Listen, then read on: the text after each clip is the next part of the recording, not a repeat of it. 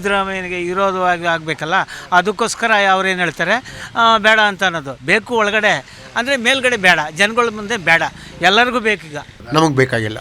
ಪಾದರಳ್ಳಿ ಏನಿದೆ ಪಾದರಳ್ಳಿನೇ, ರಾಮರ ತಾಲೂಕೆ. ರಾಮನಗರ ಅಂದರೆ ಇಡೀ ಪ್ರಪಂಚದಲ್ಲಿ ಎಲ್ಲೂ ಗೊತ್ತಿಲ್ಲ. ಅದೇ ಬೆಂಗಳೂರು ಅಂದರೆ ಪ್ರಪಂಚದ ಎಲ್ಲ ದೇಶಕ್ಕೂ ಗೊತ್ತು. ಆ ಉದ್ದೇಶ ಇಟ್ಕೊಂಡೆ ಮಾಡಿರೋದು ಸರ್. ರಾಮನಗರ ಅನ್ನೋದು ಇದೆ ಸರ್, ರಾಮನಗರ ಜಿಲ್ಲಾ ಕೇಂದ್ರ ಇದೆ, ಅದರಲ್ಲೇನು ಬದಲಾವಣೆ ಆಗಿಲ್ಲ. ಬೆಂಗಳೂರು ಜಿಲ್ಲೆ ಅಂತ ಹೇಳಿ ನಾಮಕರಣ ಮಾಡಿದರೆ ಕೆಲವರು ರಾಜಕೀಯವಾಗಿ ಕೆಲವರು ಕನ್ಫ್ಯೂಸ್ ಮಾಡಿಸ್ತಾರೆ. ಬಟ್ ನಾವು ಒಬ್ಬ ಸಾಮಾನ್ಯ ಪ್ರಜೆಗಳಿಗೆ ನಾವು ಅದನ್ನು ಎಜುಕೇಟ್ ಮಾಡಬೇಕಾಗ್ತದೆ ಸರ್.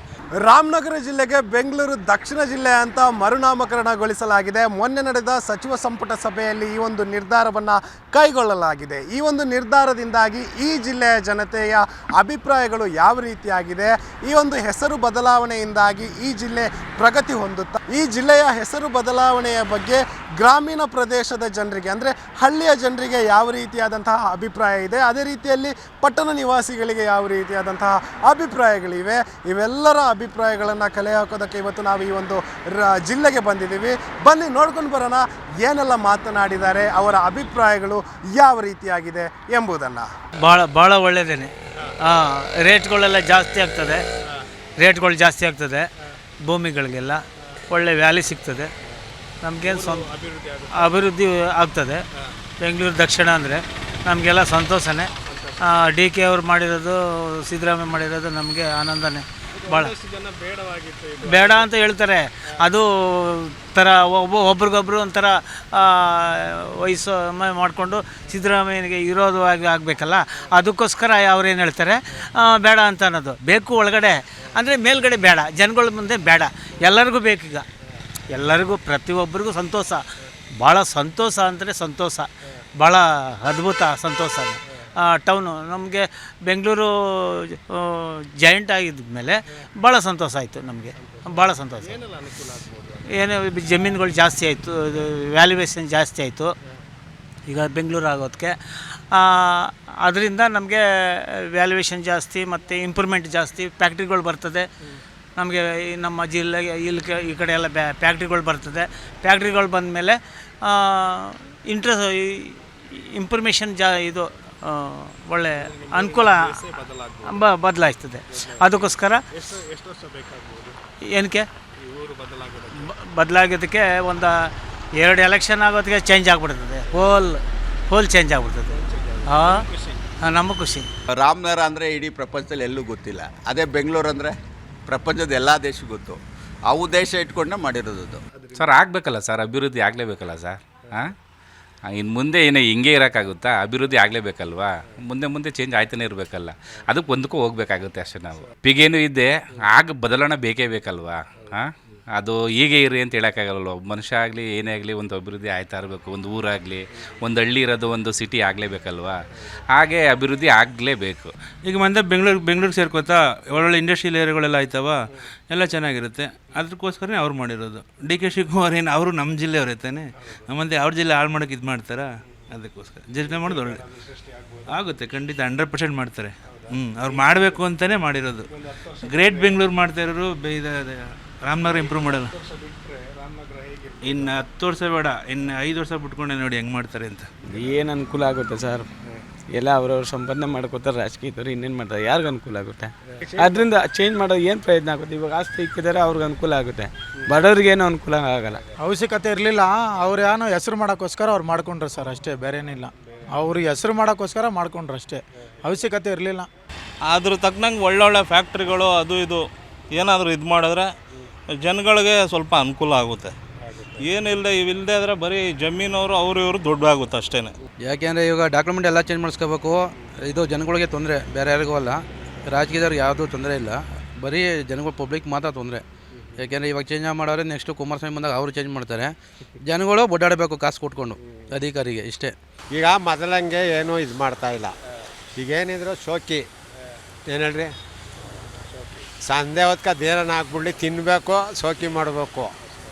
ಆಮೇಲೆ ಇದು ಈಗ ಬಸ್ನಲ್ಲಿ ಗಂಡಾಳಕ್ಕೆ ಜಾಗ ಇಲ್ಲ, ಆಮೇಲೆ ಗಂಡಾಳಕ್ಕೆ ಬೆಲೆ ಇಲ್ಲ.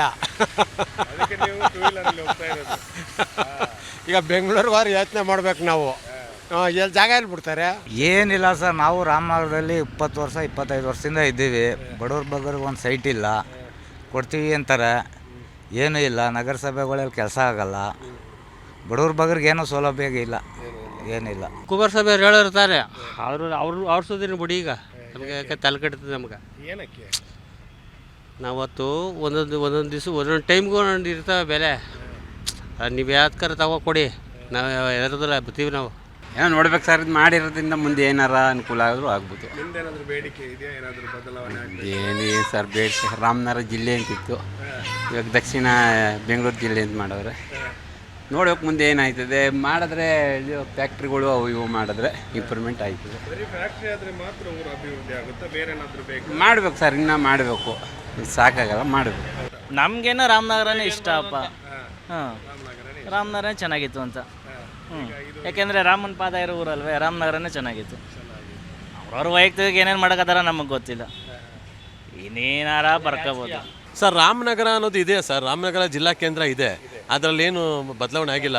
ಬೆಂಗಳೂರು ಜಿಲ್ಲೆ ಅಂತ ಹೇಳಿ ನಾಮಕರಣ ಮಾಡಿದರೆ ಕೆಲವರು ರಾಜಕೀಯವಾಗಿ ಕೆಲವರು ಕನ್ಫ್ಯೂಸ್ ಮಾಡಿಸ್ತಾರೆ. ಬಟ್ ನಾವು ಒಬ್ಬ ಸಾಮಾನ್ಯ ಪ್ರಜೆಗಳಿಗೆ ನಾವು ಅದನ್ನು ಎಜುಕೇಟ್ ಮಾಡಬೇಕಾಗ್ತದೆ ಸರ್. ಬೆಂಗಳೂರು ದಕ್ಷಿಣ ಆದರೆ ಏನು ಕರೆಕ್ಟಾಗಿ ರೋಡ್ಗಳು ಅದು ಇದೆಲ್ಲ ಏನು ಮಾಡಿಬಿಡ್ತಾರ, ಏನೂ ಇಲ್ಲ. ರಾಮನಗರ ಇರುವಾಗಲೇ ಆ ಹೆಸ್ರು ಇರುವಾಗಲೇ ಏನು ಕೆಲಸ ಮಾಡಿಲ್ಲ. ಇನ್ನು ಡಿಸ್ಟಿಕ್ ನೇಮ್ ಚೇಂಜ್ ಮಾಡಿಬಿಟ್ರೆ ಏನಾಗ್ತದೆ? ಈಗ ರಾಮನಗರ ಬೆಂಗಳೂರು ದಕ್ಷಿಣ ಜಿಲ್ಲೆ ಮಾಡಬೇಕಾದ್ರೆ ರೈತರಿಗೆ ಸಂಬಂಧಪಟ್ಟಂಗೆ ಪಾಣಿಗಳೆಲ್ಲ ಆಗಲಿ, ಮಿಟೇಷನ್ ಏನೇ ಆಗಲಿ, ಪ್ರತಿಯೊಂದು ದಾಖಲೆನಲ್ಲೂ ಆಧಾರ್ ಕಾರ್ಡಲ್ಲೂ ಆಗಲಿ.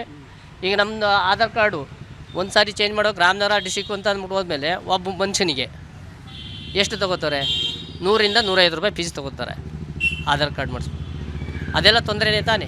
ಇಲ್ಲ ಸರ್, ರಾಮನಗರ ಅಂತ ಇರೋದೇ ಉತ್ತಮ. ಯಾಕೆಂದರೆ ರಾಮದೇವ್ರ ಬೆಟ್ಟ ಇರೋದ್ರಿಂದ ರಾಮನಗರ ಅಂತ ಇರೋದೇ ಸರ್ ನನ್ನ ಪ್ರಕಾರ ಸರ್ ದುಬಾರಿ ಆಗ್ಬೋದು, ಮೋಸ್ಟ್ ಕಾಸ್ಟ್ಲಿ ಆಗ್ಬೋದು ಎಲ್ಲ ಕಾಸ್ಟ್ಲಿ ಆಗಿದೆ ಮೊದಲೇ, ಇನ್ನೂ ಕಾಸ್ಟ್ಲಿ ಆಗ್ಬೋದು. ಏನು ಮಾಡೋಕಂಗೆ ಗೊತ್ತಾಗಲ್ಲ. ಯಾಕೆ ಸುಮ್ಮನೆ ಇವೆಲ್ಲ ಇರೋದನ್ನು ಮುಂದುವರ್ಸ್ಕೊಂಡು ಹೋಗಬೇಕು, ಅದನ್ನು ಚೇಂಜ್ ಮಾಡೋದು. ರಾಮನಗರ ಅಂದರೆ ಚೆನ್ನಾಗಿದೆ, ಅದೇ ಬೆಟರು. ಅಭಿವೃದ್ಧಿ ಮಾಡಬೇಕಷ್ಟೇ. ಪ್ರತಿಯೊಂದು ರೋಡ್ಗಳು ಅಭಿವೃದ್ಧಿ ಮಾಡಿದ್ರೆ ಸಾಕು ನಮಗೆ. ಅವ್ರು ಯಾರೂ ಬರಬಾರ್ದು, ನಮ್ಮವರೇ ಹೂಡಿಕೆ ಮಾಡಬೇಕು, ನಮ್ಮವರೇ ಬೆಳಿಬೇಕು. ಹೊರಗಡೆಯಿಂದ ಬಂದವ್ರಿಗೆ ಬೆಳೆಸೋದು ಬೇಡ. ನಮ್ಮ ರಾಮನಗರ ಜನ ಬೆಳಿಬೇಕು, ತಾಲೂಕು ಜನ ಬೆಳಿಬೇಕು, ಜಿಲ್ಲೆ ಜನ ಬೆಳಿಬೇಕು. ಹೊರಗಿನವ್ರಿಗೆ ಜಾಗ ಕೊಡಬಾರ್ದು. ಹೊರಗಿನವ್ರು ಕೊಟ್ಟು ಈ ಬೆಂಗಳೂರಲ್ಲೆಲ್ಲ ಹಿಂಗೆ ಬರ್ತಿದ್ದಾರೆ, ಇಲ್ಲೂ ಕೊಟ್ಟು ಇಲ್ಲಿರೋನೆಲ್ಲ ಬೇರೆ ಕಡೆ ಕಳಿಸ್ತಾರೆ. ಗುಡ್ಡೆ ಅಲ್ಲಿ ಇಲ್ಲಿ ಮನೆ ಮಾಡ್ಕೊಂಡು ಸಡ್ಡು ಹಾಕೊಂಡು ಇರಬೇಕಾಗತ್ತೆ ಅಷ್ಟೇ. ಅಭಿವೃದ್ಧಿ ಆಗಬೇಕು ಅಂತ ನಮಗೂ ಇಷ್ಟ. ಆಗಲಿ, ಬದಲಾವಣೆಯಿಂದ ಆಗ್ಬೋದಾ? ಆಗ್ಬೋದು. ಅಂದರೆ ನಿಮ್ಮ ಸಪೋರ್ಟ್ ಇದೆ, ಆಯ್ತದೆ ಅಂತ ನಮ್ಗೆ ಗ್ಯಾರಂಟಿ. ಜಮೀನುಗಳೆಲ್ಲ ರೇಟ್ ಆಯ್ತವೆ, ಒಳ್ಳೆ ವಾತಾವರಣ ಇರ್ತದೆ.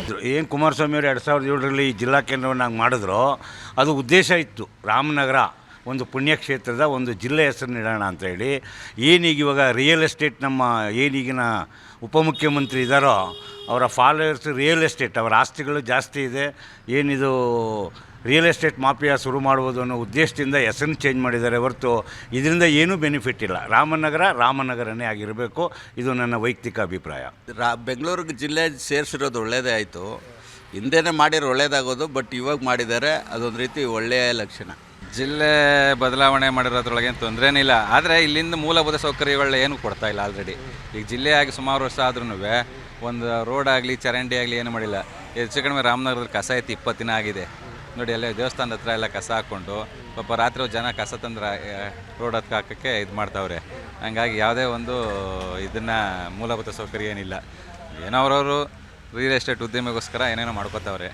ಅಭಿವೃದ್ಧಿ ಏನು ಮಾಮೂಲಿ ಡಿಸ್ಟಿಕ್ ಆದಮೇಲೆ ಅಭಿವೃದ್ಧಿಗಳು ಆಗೇ ಆಗುತ್ತೆ, ಅದರಲ್ಲೇನು ವ್ಯತ್ಯಾಸ ಏನಿಲ್ಲ. ಚೇಂಜ್ ಮಾಡೋದ್ರಲ್ಲಿ ಹೆಸರು ಚೇಂಜ್ ಮಾಡೋದ್ರಿಂದ ಏನು ವ್ಯತ್ಯಾಸ ಏನೂ ಆಗೋದಿಲ್ಲ. ನಮಗೆ ಬೇಕಾಗಿಲ್ಲ. ಪಾದ್ರಳ್ಳಿ ಏನಿದೆ ಪಾದ್ರಳ್ಳಿನೇ, ರಾಮರ ತಾಲೂಕೆ ನಮ್ಗೆ ಜಿಲ್ಲೆ ನಮ್ಮ ರಾಮರ ಜಿಲ್ಲೆ ಆಗಿದೆಯಲ್ಲ. ಎಲ್ಲ ಬೆಂಗಳೂರಲ್ಲಿ ಏನಾಯ್ತದೆ ಈಗ ಅಡಿಲೆಕ್ಕ ಅವಾಗ ಗೆಜ್ಜೆ ಲೆಕ್ಕ ಅಲ್ಲ, ಅಡಿಲೆಕ್ಕ ಆಗೋಯ್ತದೆ. ಅವಾಗ ಬಡವರು ಏನು ಮಾಡೋದು? ಈಗ ದುಡ್ಡು ಬರ್ಬೋದಪ್ಪ, ಕಳ್ಕೊಳ್ಳೋಕೆ ಎಷ್ಟೊತ್ತು ಬೇಕು?